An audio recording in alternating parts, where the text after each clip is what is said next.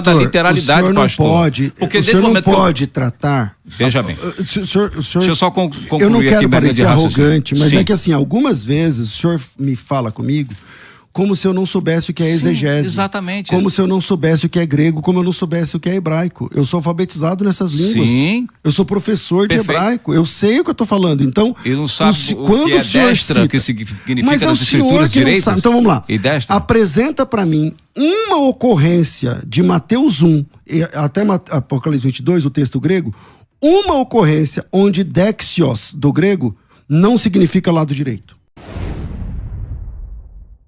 Bom, eu prefiro falar aqui sobre o tema do debate, né? Se Jesus e o Pai é a mesma pessoa. A profecia de Isaías diz que um filho nasceria, Isaías 9:6, e que esse filho seria Pai, né? Deus forte, Pai da eternidade, Príncipe da paz. Então, todos esses títulos, né?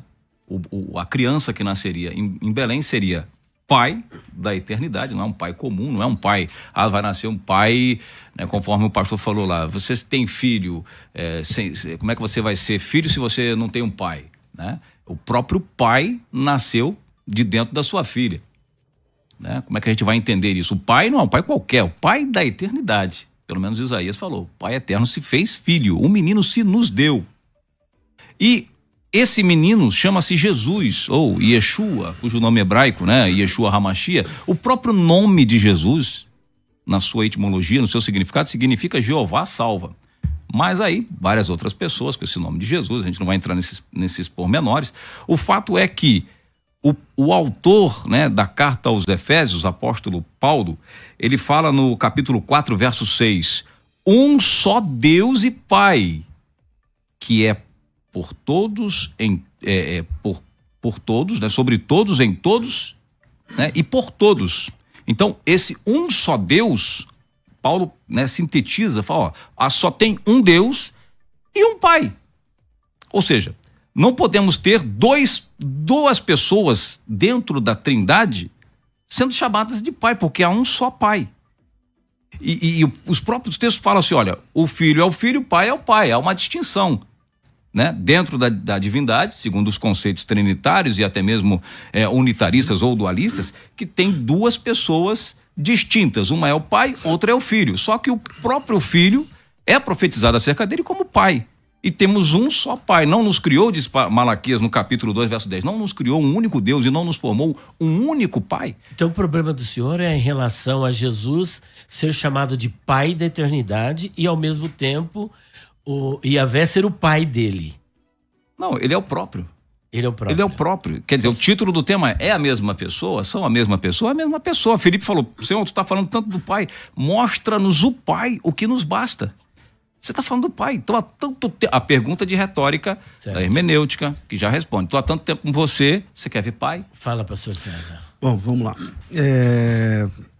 Quando eu disse que para ser pai precisa ter um filho, e para ser filho precisa ter um pai, obviamente eu estou me referindo aos dois textos que eu citei, tanto em Provérbios quanto em Salmos, textos do Antigo Testamento, onde não está falando de ser um pai de algo que não seja absoluto, mas ali está falando do pai e do filho. A palavra filho aparece lá, diferente do caso da eternidade, que aí é uma coisa abstrata. Então, o senhor está tratando de uma coisa abstrata, é uma coisa fora do contexto.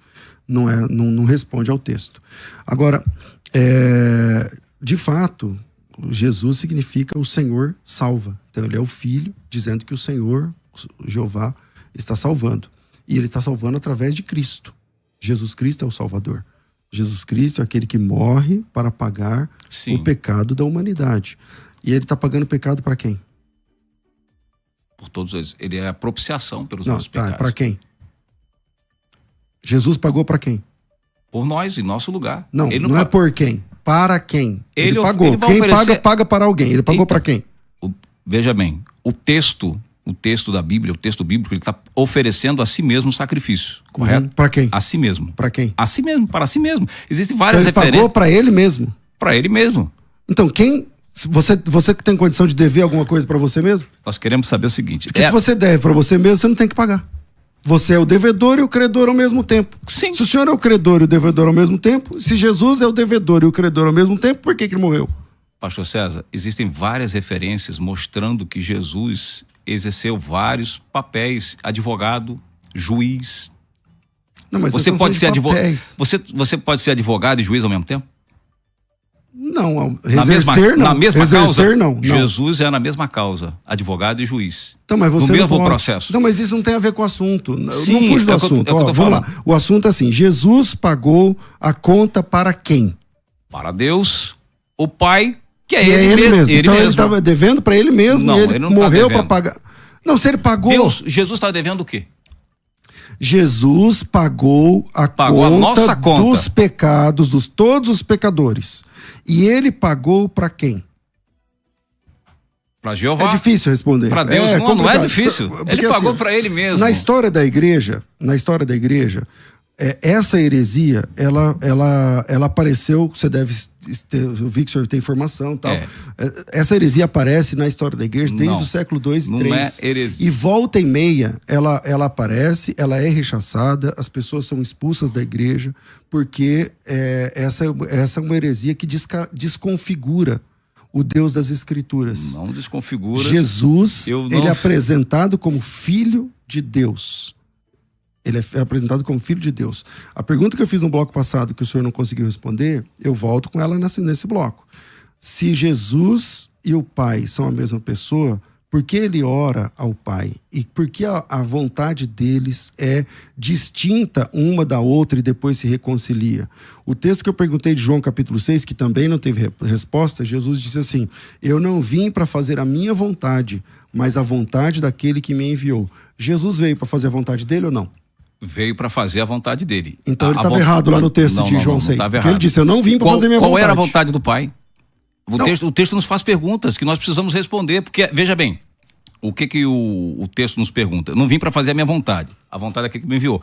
Esse debate aqui não é para a gente entrar nos estudos, aprofundar na questão do texto, porque não temos tempo para isso, já vai chegando aqui quase meio-dia. Mas pode se aprofundar. Mas é a terceira vez que o senhor disse que não tem tempo, mas o senhor veio para o debate. Sim, o debate nosso tem então, uma vamos hora, lá. esse tempo que estava combinado. Por que Jesus orava? Porque ele, na condição humana, todo o santo orará a ti, diz a palavra de Deus. Todo aquele que é santo orará a ti. Por que ele orava?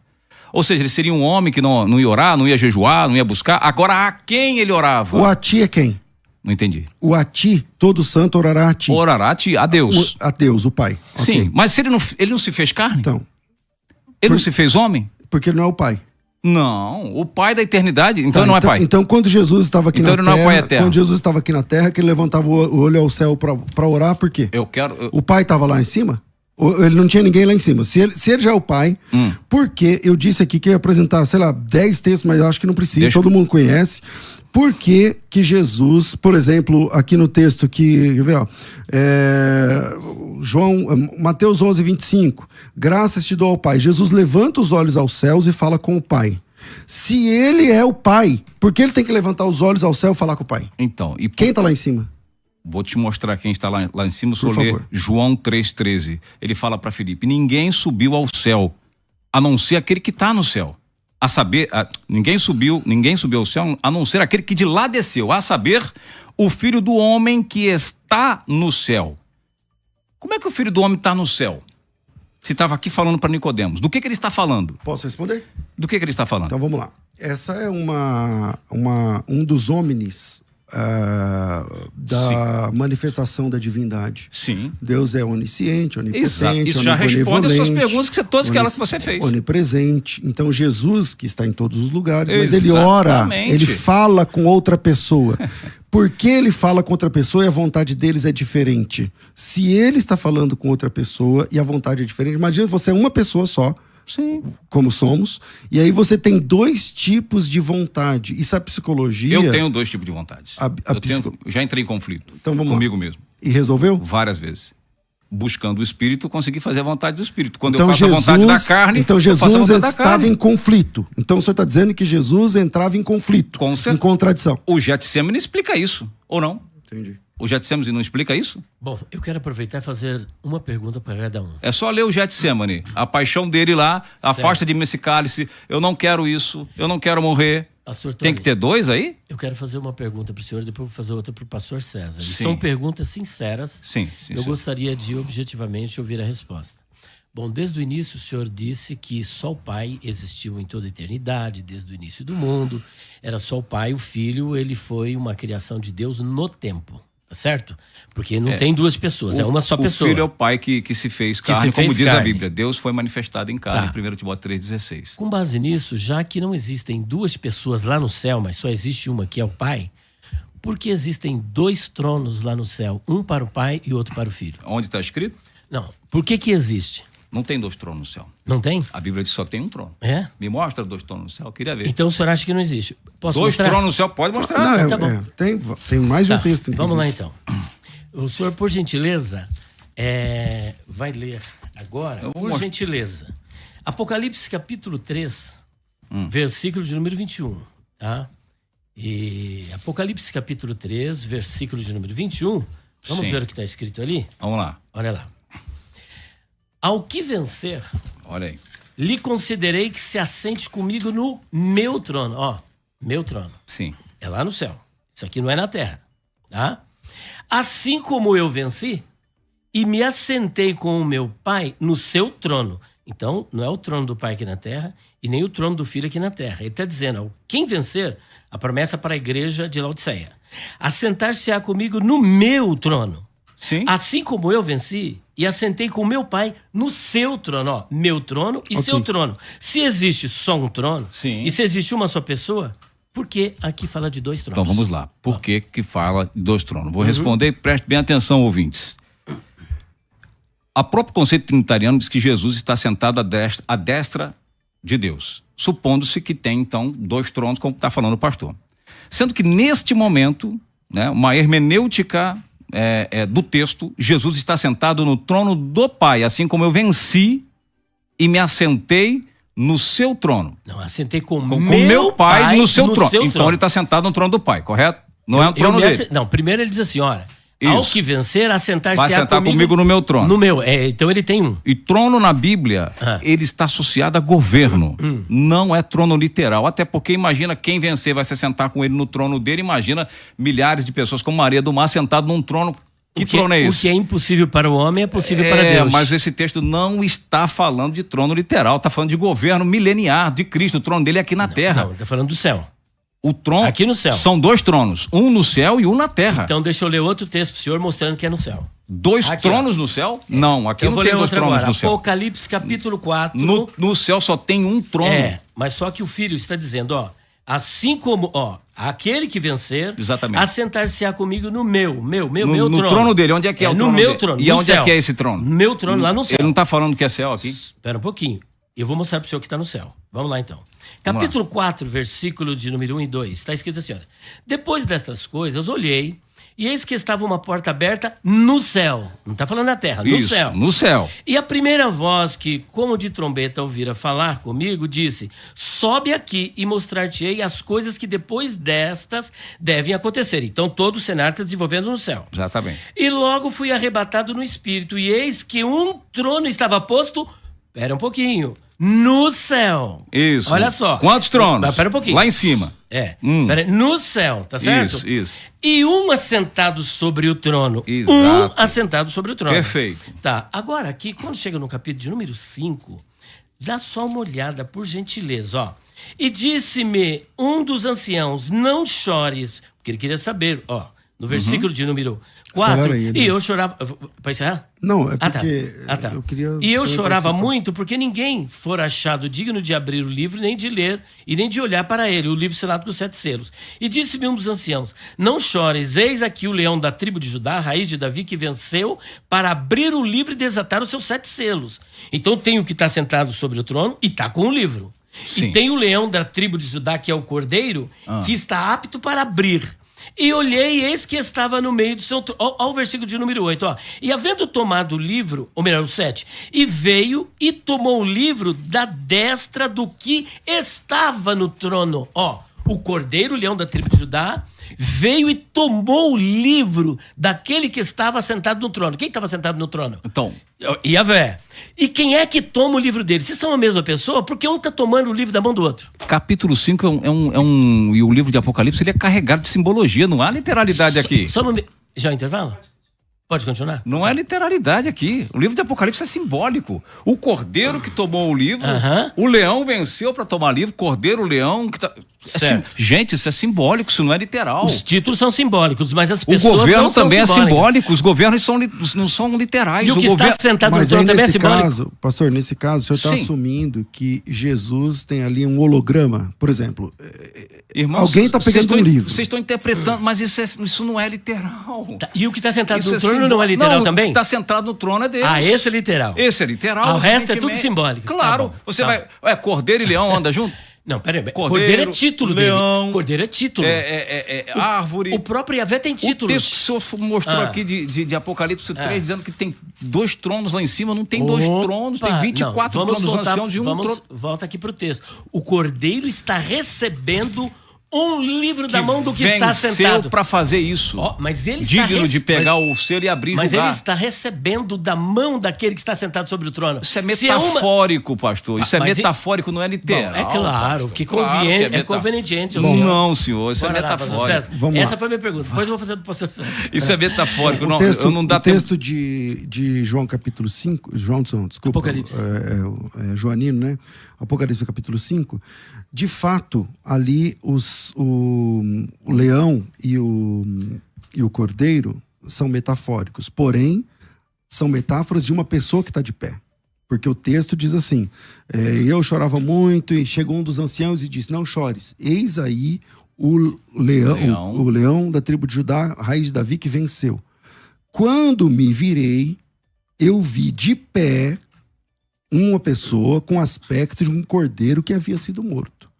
O fato de os 24 anciãos enxergarem em Cristo um leão e João enxergar em Cristo um cordeiro não descaracteriza a personalidade. É uma pessoa que um está enxergando como leão, outro está enxergando como cordeiro.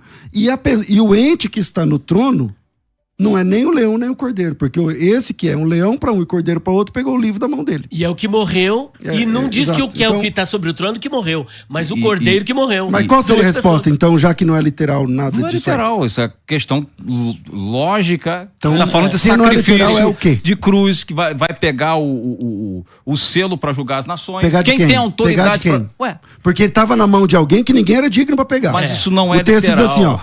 Isso é figura de linguagem, pastor. Quando convém. Hebraísmo. O hebraísmo ele é citado várias vezes. Agora eu quero mostrar o texto é grego, pastor. Não, tá em grego, eu sei. Mas João é grego. Grego, hebraico. Eu sou professor de hebraico. Sim, senhor. O que tem a ver aí? Eu estou falando do hebraísmo, estou falando de figuras de linguagem. Pastor César, tanto no português. Ele me mostrou 2 tronos onde não tinha 2 tronos. Eu estou querendo mostrar para ele que não havia. Qual é o seu argumento, então? Você citar outro texto. Milênio, governo de Cristo. Quem vencer vai reinar com Cristo. Esse é o trono de Cristo aqui embaixo. Porque lá no céu o pastor leu Apocalipse capítulo 4 que ele viu um trono no céu. Não, 2. Não, ele viu um. No capítulo 4. 4, ele vê um trono. No 3 ele está falando de 2 tronos, sendo que um é lá em cima. Isso é claro nas escrituras. Que Deus está sentado, que ele venceu, está sentado com o pai dele no trono do pai. Como é que ele está à direita do pai? Vamos lá. Agora mesmo o senhor citou que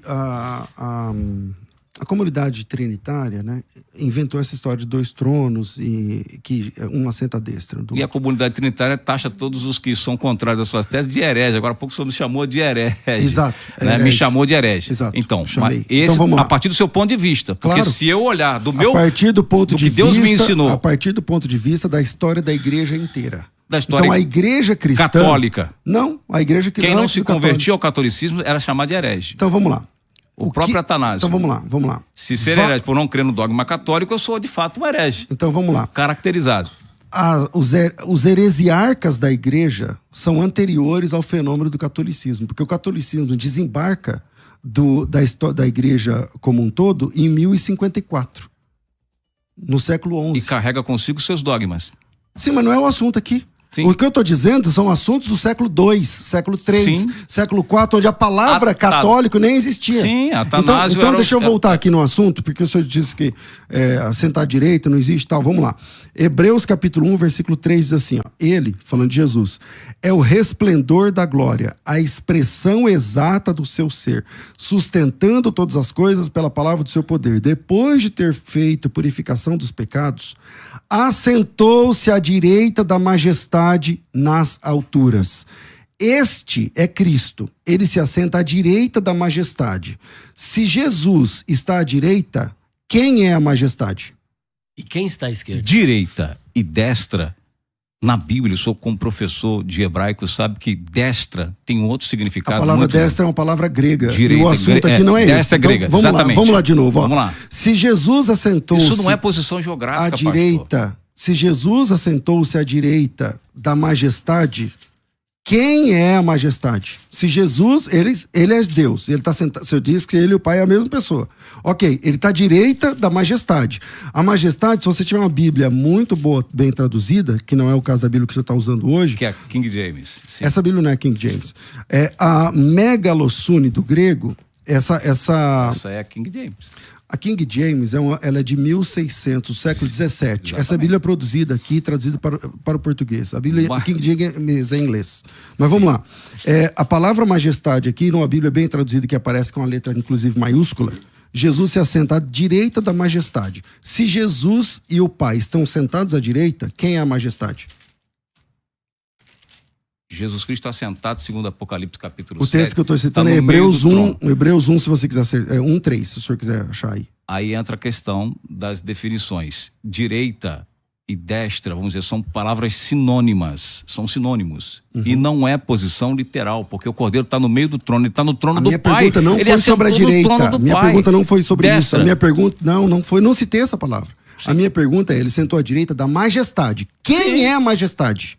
Jesus Cristo. Isso não é literal, pastor. Então, ele está ao lado da majestade, ele não é a majestade aqui. Não ele está sentado à direita da majestade. O senhor está olhando a direita como posição geográfica, como nós estamos aqui. O senhor está vendo 3 sentados no trono, e não tem 3 no trono. A posição do Cordeiro, com relação ao trono, a de se estar à direita, à destra do Senhor Jesus, no caso que Jesus Jesus é o Cordeiro de Deus, correto? Claro. A Bíblia diz aqui em Apocalipse capítulo 7, verso 17, a gente precisa contextualizar, não ficar somente no contexto imediato, quando não traz uma resposta, isso é hermenêutica. O contexto amplo, ele explica muitas questões. Posição geográfica, por exemplo, diz aqui, ó, Apocalipse 7, 17, que o Cordeiro, porque o Cordeiro que está no meio do trono os apacentará, ele servirá de guia para as fontes de águas vivas, e Deus limpará dos seus olhos toda sua lágrima. Então o Cordeiro está no meio. Nessa versão King James, o pastor disse que não é a King James, mas pelo menos o que eu leio aqui de King James, já comparei as traduções, as versões da King James,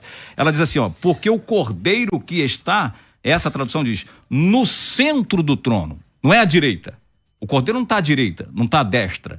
Essa destra, a gente precisa estudar, analisar o que foi passado para a gente nos cursos teológicos, está se relacionado a poder, a governo, a autoridade, pastor. Ele está no meio do trono, Posso responder essa questão? E não à direita. Posso responder essa questão? Sim, senhor. Ok. Quais os textos que diz que ele está no centro? 7:17? O senhor usou mais um, qual que é? Da King James, e eu estou citando aqui outra tradução. Não, mas é sempre o 7:17, né? Tá. 7:17. Nessa tradução, a tradução Almeida corrigida, está no bem, meio, outra bem. diz que está no centro. Mas é a mesma coisa, são palavras sinônimas. De fato, ali está no meio mesmo. Meio significa o quê? Meio. No meio, entre. Então, quem está à direita na questão trinitária... Posso usar meu argumento? Vai lá. Então vamos lá. Meio no meio, centro. Meio no meio ali... não é direita. No 7:17. E nem esquerda. Okay. Precisa falar. Se no 7:17, porque o Cordeiro não é estático, ele se movimenta o tempo todo. Se lá no 7:17 o centro é centro, a palavra centro lá é centro, meio. Por que nos outros textos que a palavra é dexios, que significa direita, e essa palavra o tempo todo aparece nas escrituras? Em todo momento que ela aparece nas escrituras, em todos os casos, absolutamente todos, de Mateus 1 a Apocalipse 22, significa ao lado direito. Por que o senhor não assume, igual eu estou assumindo, que nesse caso é o centro? E por que o senhor não assume que lá é a direita? Qual é a dificuldade Porque não nisso? é uma literalidade, não está falando... Mas que aí é no literal. seu é literal? Centro é literal. No seu é literal. Não. No 7,17 é literal. Nas escrituras só... Tá no seu argumento, do 7,17 é literal? No meu, no que o pastor Elias citou lá... Não, lá é que só Déxios. tem, Não, no, lá não é. No texto de Apocalipse, se está sentado, só tem um trono e um assentado no trono. Meu trono e seu trono. Ó, o que é seu e o que é meu, tem diferença? Ó, esta Bíblia é sua e esta Bíblia é minha. É a mesma No Bíblia? conceito humano, convencional, sim. Aqui É assim, ó, eles pra querem- Mas a Bíblia não é para que, assim, ser ó, lida pra dessa quem forma. não conhece o texto grego, tá Sim. entendendo que o pastor tá falando que é uma questão de tradução, né? Não, aqui, tá vendo? Aqui, na verdade, a King James traduziu por meio. Não. Pro centro. King James é por centro. centro. Isto não é o que o texto diz. Como diz o texto original. Do texto que o senhor tá lendo? Mesos. Isso. Mesos. Sim, diz o versículo, como que ele está Mesos. construído, como que está o Meio, versículo meio, todo. centro, meio, tá certo. Sim. Só que o senhor tá usando o 7,17, ninguém citou o 7,17. Sim, mas Então o senhor cita um posição texto. geográfica. Então vamos lá, o Eu senhor citei para ci- mostrar a posição geográfica Então, do Cordeiro. então o senhor cita um texto que não foi citado antes e diz assim, ó, aqui é centro. Isso chama- Ora, eu tenho que ser Mas- intelectualmente honesto. De fato, o texto que o senhor citou é meio. Sim. É centro. Tá tudo bem. Posição Só geográfica. que eu não usei esse texto. Eu usei o texto Isso onde a chama-se palavra mesos... contextualizar. Não. Isso não chama contextualizar. Isso é uma cortina de fumaça que o senhor Não. levantou, porque o texto que eu apresentei pro senhor não foi esse. Então, nesse texto, de fato, é centro. Mas o texto que eu apresentei é Hebreus 1:3, que diz que ele se assentou à direita. E lá não é a mesma majestade. palavra grega. A palavra grega que o senhor usou é mesos. E aí eu dou a mão para uma toré, é centro. Só que lá em Hebreus 1:3 está dizendo que ele se assentou a Déxios, à direita, não é mesos, à direita Concordo. da majestade. E eu perguntei, se meio é meio, por que direita não é direita? Todos os momentos que a palavra Déxios aparece na Bíblia, eu posso fazer aqui um compilado rápido, por exemplo, se teu olho direito te faz tropeçar, é a mesma palavra. Jesus está falando Sim. que é o olho do meio? Se a tua mão direita te faz tropeçar, Jesus está falando que é a mão do meio? Então. Se a tua mão direita te faz tropeçar, se tem diante de vós dois caminhos, da direita e da esquerda, Jesus está falando do caminho do meio. Então, todas as vezes que aparece Déxios, é direita. E qual que é o problema do senhor assumir que a palavra Déxios é direita? Por uma simples questão. O senhor falou, tem uma enxurrada de textos bíblicos, e eu concordo Não, caminhão, exatamente. até concordo com essa afirmação sua, tem uma enxurrada de textos bíblicos que afirmam que Jesus ora está à direita do Pai, ora está à destra de Deus, que aí a questão das traduções, e a gente tem que pesquisar e examinar um pouco mais a fundo os significados de direita. Direita nem sempre está relacionada à literalidade, o senhor não pastor. pode, Porque o desde senhor o não momento que eu- pode tratar... Veja bem. O senhor, Deixa eu só concluir eu não aqui quero minha linha de parecer raciocínio. arrogante, mas Sim. é que assim, algumas vezes o senhor me fala comigo como se eu não soubesse o que é Sim, exegese. exatamente. Como se eu não soubesse o que é grego, como eu não soubesse o que é hebraico. Eu sou alfabetizado nessas línguas. Sim. Eu sou professor de Perfeito. hebraico. Eu sei o que eu estou falando. Então, Ele não sabe quando o que é senhor destra, cita- o que significa mas é o nas senhor escrituras que não direitas. sabe. Então vamos lá. E destra. Apresenta para mim uma ocorrência de Mateus 1 e até Apocalipse 22, o texto grego, uma ocorrência onde Déxios, do grego, não significa lado direito. Uma ocorrência só. Só que acontece o seguinte... O senhor tem a ocorrência, No pastor? nosso idioma, ou melhor dizendo, a direita, para nós, literalmente falando, é uma coisa. A destra nas escrituras é outra totalmente diferente. A direita da escritura significa poder relacionado a governo, poder, autoridade. O cordeiro, o filho se assentou à direita do pai, tomando para O si o senhor tem o governo. texto que eu pedi? O senhor tem um Autoridade. texto? Não tem o texto que o senhor não pediu, tem, né? porque não... Então, o seu argumento é sem Porque textos. direita não é literalidade. Por isso que você não Então, vai quando ver. Jesus disse, se o seu olho direito escandalizar, não é Deixa eu- olho direito. Aí Deixa Aí eu tá é. falando de outro tema, não tá falando de céu, de governo, Tá, de deixa eu- principado, de deixa- autoridade. Deixa então eu fazer Agora, o tema eu queria falar... para o pastor César, que falta a dele. Sim. Só que antes, eu percebo que há 2 pesos e 2 medidas. Claro. Quando convém ao Senhor, Não. só um momentinho, a destra é figurado, é figura de linguagem, é metáfora, seja lá o que for. Isso é Quando notório. é mesos, que é meio, para o Senhor é literal. O cordeiro é uma figura de linguagem para se referir a uma pessoa que morreu na cruz do Calvário. E essa pessoa está tomando o livro da mão do que está sentado sobre o trono. Ó, ninguém podia, ele pôde, foi lá e pegou. Como é que pode ser uma só pessoa se uma foi Tamar da mão da outra? Agora eu vou fazer a pergunta para o pastor César. Sim, agora o senhor vai explorar. Vai lá. Se existe... Você vai ajudar ele agora? Agora eu vou ajudar. Certo. Tava na hora. Eu pensei que tô aqui debatendo com dois. Eu tô aqui. Isso, então, é porque... Era pra eu ter trago Vai, mais um Elias, faz cara. logo, eu tô curioso. Era pra trazer mais um amigo pra ficar igual aquele Exato. negócio, Não, né? É como o senhor... Vou chamar meu genro aqui pra dar um help É aqui. como o senhor se interpôs, eu tive que apresentar o porquê da minha Sim, pergunta. sim. E da mesma sorte, pastor César. Pastor César, já que o senhor afirma que existem duas pessoas na divindade, a minha pergunta é, João capítulo 10, versículo de número 30. Diz literalmente, eu e o Pai somos um. Como é que o senhor sai dessa aí? Se o próprio Senhor Jesus, não foi ninguém, mas ele mesmo diz, eu e o Pai somos um. Isso não diz, não está querendo se referir que na divindade só tem uma pessoa? Tem uma pessoa aqui chamada... pai. Tem uma pessoa aqui chamada, acho que Vanderlei, que de segundo em segundo ele posta esse texto de João 10:30 e de fato é um texto contundente a favor do unicismo. Mas a resposta é muito simples, baseada no próprio texto, né? Quando Jesus disse eu e o Pai somos um, ele não disse eu sou o Pai. Ele está dizendo que ele e o Pai estão em unidade. Por exemplo, o senhor é casado? Não é unidade. O senhor não é casado? Texto, sinto lhe informar, a própria reação dos judeus Então, mostra mas que ele não não disse é que são unidade. dois, pastor César. Então deixa eu posso responder? Então, pode. O senhor é casado? Sim, O senhor e sua esposa são uma só carne? uma só carne. Tá. O senhor é sua esposa? Sim. O senhor é a sua esposa? Não sou mesmo. Sou casado com a minha esposa. Tá, mas o senhor é ela? Não sou ela. Então, essa unidade é composta, né? E aí nós temos que saber distinguir Então, quando eu tô o texto respondendo. está falando Então, de composta, unidade, quando está falando de unidade absoluta. Essa unidade é composta. Sim. Quem responde melhor essa pergunta, Elias, é o próprio Senhor Jesus Cristo, a respeito dessa unidade. Quando ele diz eu e o Pai somos um, ele diz o seguinte, por exemplo, lá em João capítulo 17, versículo 21, Jesus orando ao Pai, de novo, ele diz assim, a fim de que todos sejam um. Ele está falando da igreja. Todos sejam um. Como tu, ó Pai, o és em mim. Unidade absoluta. Como tu, ó Pai, o és em mim. Que eles também sejam um em nós, para que o mundo creia que tu me enviaste. Todo pastor já pregou sobre unidade usando esse texto. A igreja inteira é uma única pessoa? Não pode ser. Então acabou o debate. Acabou o assunto. Não acabou o debate, por quê? Porque a própria... Mas Jesus Cristo está explicando. Presta atenção. Jesus falou, eu e o Pai somos um. Sim. Em João 10:30. Agora, em João 17, eu não estou falando de Paulo, de Pedro, Sim. de João Natas Eduardo, igual o senhor falou. Eu estou falando de Jesus Cristo. Jesus Cristo está dizendo assim, ó. Mas eu não posso que falar? eles... Pode, mas eu estou montando meu argumento para Sim, te vai ouvir. lá. Ele está dizendo assim, ó. Que eles sejam um, como eu e o Senhor somos um.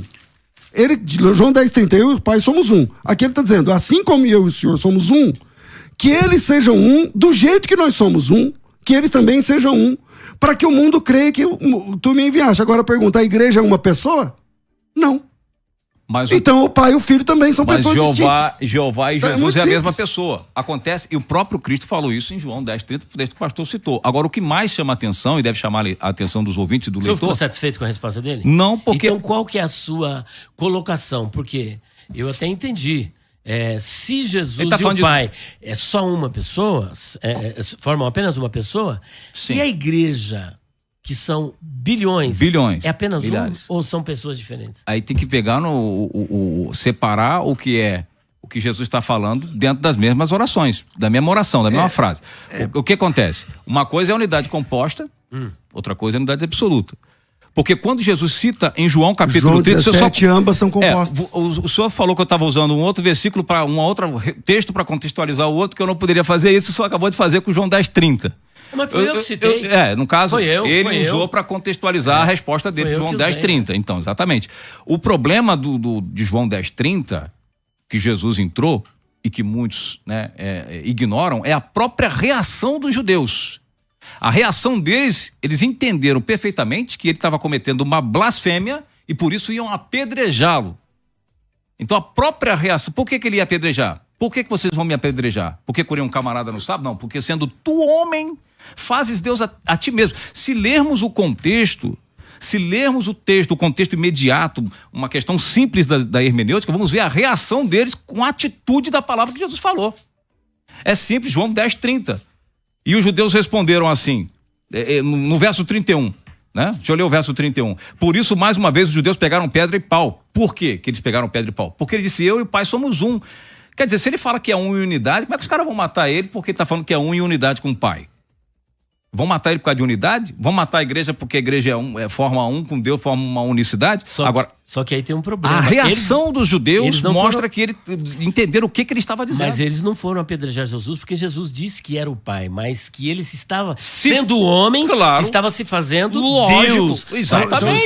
Então, e não é Deus? Vamos lá. Segundo o conceito trinitariano, não é Deus também? Claro então, pronto. Vamos lá. E eles iam matar ele por essa declaração. Vamos ver, então. Eu usei o texto de João 17, onde o Senhor Jesus Cristo...